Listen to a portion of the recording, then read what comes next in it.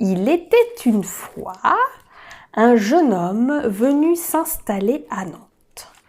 Il s'appelait Jean-Romain Lefebvre et était marié à Isabelle Utile.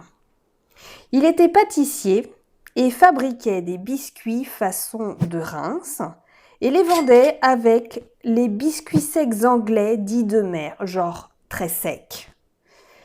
Il avait baptisé ses propres fabrications Lefebvre Utile et son travail avait été récompensé par une médaille d'or à l'exposition de Nantes. Jean-Romain et Isabelle avaient un fils prénommé Louis. Ce dernier vivait au milieu de la pâtisserie familiale et constatait chaque jour la demande grandissante des biscuits secs anglais dits de mer. Louis eut alors une idée. Devenu jeune homme, il racheta la société de ses parents et orienta ses efforts vers les biscuits secs.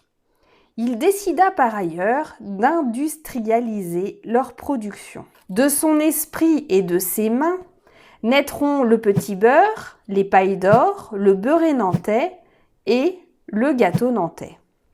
Nantes était alors un port très actif et recevait chaque jour des denrées de ses colonies et îles françaises, des fruits exotiques, des épices et du rhum.